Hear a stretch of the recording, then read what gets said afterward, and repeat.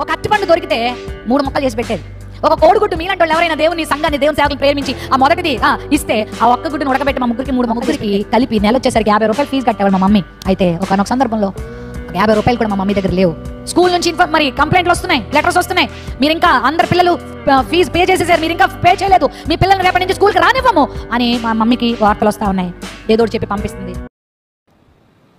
మా చిన్నతనంలో మా అమ్మగారు అప్పుడప్పుడు సాక్ష్యం చెప్తారు ఈ విషయాన్ని. ఎందుకో పరిశుద్ధాత్మ దేవుడు మళ్ళీ గుర్తు చేస్తున్నాడు నాకు.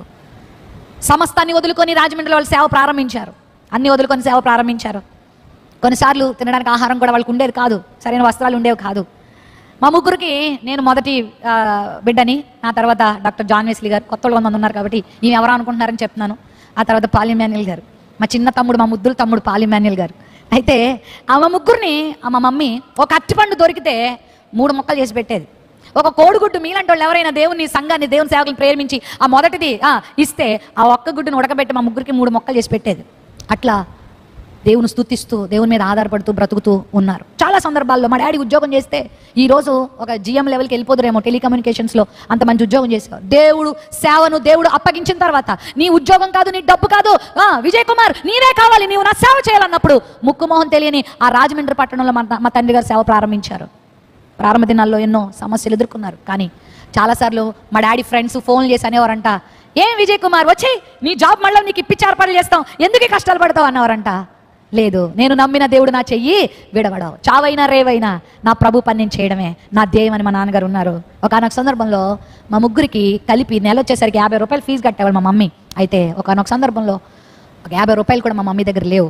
స్కూల్ నుంచి మరి కంప్లైంట్లు వస్తున్నాయి, లెటర్స్ వస్తున్నాయి, మీరు ఇంకా అందరు పిల్లలు ఫీజు పే చేసేసారు, మీరు ఇంకా పే చేయలేదు, మీ పిల్లల్ని రేపటి నుంచి స్కూల్కి రానివ్వము అని మా మమ్మీకి వార్తలు వస్తూ ఉన్నాయి. ఏదో చెప్పి పంపిస్తుంది. రేపు పే చేస్తారని చెప్పినానా అని మాకు చెప్తే మేము కూడా మా టీచర్కి అదే చెప్తున్నాం, రేపు చేస్తానన్నారండి, రేపు చేస్తానని. మమ్మల్ని కూడా అవమానించేవారు ఆ టీచర్లు, మమ్మల్ని కూడా కొన్నిసార్లు ఏవేవో మాట్లాడేవారు. అయితే ఒకరోజు చాలా తీవ్రంగా పరిస్థితి వచ్చింది. మరి మమ్మల్ని స్కూల్ నుంచి ఇంటికి పంపించేశారు. రోజు ఇలాగే చెప్తున్నారు, మీరు మీలాంటి వాళ్ళు మా స్కూల్కి అర్హులు కాదు అని చెప్పి మా ముగ్గురిని స్కూల్కి వెళ్ళిన మమ్మల్ని ఇంటికి పంపించేశారు. ముగ్గురు ఇంటికి వచ్చేసాం. ఇంటికి వచ్చేసి మా మమ్మీ ముందు అలా కూర్చుంటే మా మమ్మీ ఏడుస్తూ ఉంది, ప్రభా నా ముగ్గురు పిల్లలకి 50 రూపాయలు కట్టుకోలేకపోతున్నానా అని మా మమ్మీ చాలా బాధపడింది, చాలా ఏడ్చింది. మా డాడీ వచ్చిందారు. మా డాడీ చాలా ధైర్యంగా ఉండేవారు, దేనికి కృంగిపోయేవారు కాదు. మా డాడీ అన్నారు, ఎందుకు అలా బాధపడుతున్నావు, పిలిచిన దేవుడు నమ్మదగిన దేవుడు మళ్ళీ ఆయన పోషిస్తాడు. మన బిడ్డల్ని స్కూల్ నుండి తోసేశారు కదా, పంపించేశారు అనుకుంటున్నావు కదా, ఈ ముగ్గురు బిడ్డల్ని దేవుడు ఆశీర్వాదకరంగా మారుస్తాడు, దీవునికరంగా మారుస్తాడు, నువ్వేం బాధపడద్దు అని మా మమ్మీని ధైర్యం చెప్పి మా తండ్రి గారు వెళ్ళిపోయారు. కానీ మా మమ్మీ స్త్రీ కదా, ఏడుస్తూ ఉంది.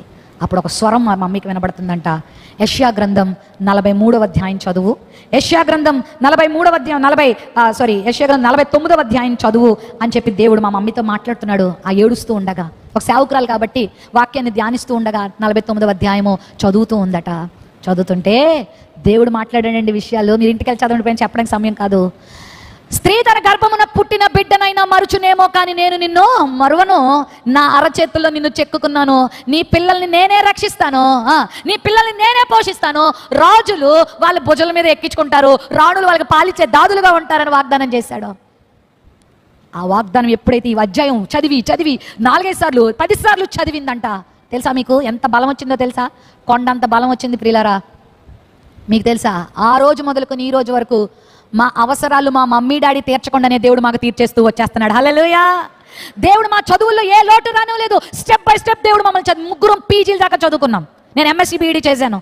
ఈ వెస్లీ గారు అయితే చెప్పక్కర్లేదు, ఆయన స్కూల్ ఫస్ట్ స్టూడెంట్. పాల్ గారు కూడా అంతే, ఆయన కూడా ఎంబీఏ చేసి పిహెచ్డీ దాకా కూడా ఆయన వెళ్ళారు. ఎంతో ఉన్నతమైన విద్యను అభ్యసించే కృపను దేవుడు మాకు ఇచ్చాడు. మా తల్లిదండ్రులు పైసా ఖర్చు పెట్టక్కర్లేకుండా దేవుడే అనుగ్రహించి. ఈరోజు మీకు తెలుసా, ఏ టీచర్లు అయితే మమ్మల్ని అవమానపరిచారో, ఏ స్కూల్ యాజమాన్యం అయితే మమ్మల్ని ప్రక్కన పెట్టారో, ఇప్పుడు వాళ్ళే మా స్కూల్కి వచ్చి మా కాలేజ్కి వచ్చి వాకింగ్ చెప్పాలని అడుగుతూ ఉంటారు. హల్లెలూయా. మమ్మల్ని దేవుని సేవకులని మా దేశానికి రండి అని టికెట్లు డబ్బులు ఖర్చు పెట్టక్కర్లేకుండా టికెట్లు కూడా కొని వారి విదేశాలకు తీసుకెళ్లి వాక్యాలు చెప్పించుకుంటున్నారు. దిక్కుని ఎవరుగా పెట్టుకోవాలి? పుట్టింటోళ్ళని, అత్తింటోళ్ళని, పక్కింటోళ్ళని, ఎదురింటోళ్ళని కాదు. పెట్టుకో దేవుణ్ణి, నమ్ము దేవుణ్ణి. సిగ్గుపరిచే దేవుడు కాదు, నీ తల ఎత్తే దేవుడు, నిన్ను అవమానపరిచే దేవుడు కాదు. నీ జీవితంలో చెప్పండి, ఆయన నువ్వు నమ్ముకుంటే, ఒకవేళ నమ్ముకున్న వాళ్ళు మన నమ్మకాన్ని వమ్ము చేయొచ్చు, కానీ మనం నమ్మిన దేవుడు మన నమ్మకాన్ని వమ్ము చేసే దేవుడు కాదు. హల్లెలూయా. నమ్మిన వారిని కాదనవనియో, నెమ్మది నొసగేడి నా ప్రభుడవని, నమ్మితిని పాదంబులను, నమ్మితిని పాదంబులను, బాసిల్లెను సిలువలో పాపక్షమ. నమ్మిన వాళ్ళని ఏం చేయడు? కాదనే దేవుడు. తల్లి మాటిస్తుంది, తప్పేస్తుంది. తండ్రి మాట ఇవ్వచ్చు, తప్పేయచ్చు. అన్న, చెల్లి, అక్క, తమ్ముడు మాట ఇవ్వచ్చు, తప్పచ్చు. భర్తలు కూడా మాట ఇవ్వచ్చు, తప్పచ్చు. భార్య మాట ఇవ్వచ్చు, తప్పచ్చు. కానీ నువ్వు నమ్మిన దేవుడు మాట తప్పని వాడు. హల్లెలూయా. ఆయన మాట ఇచ్చాడంటే దాన్ని ఏం చేస్తాడు? నెరవేరుస్తాడు. నమ్ముకో, ఆయన్ని నమ్ముకో.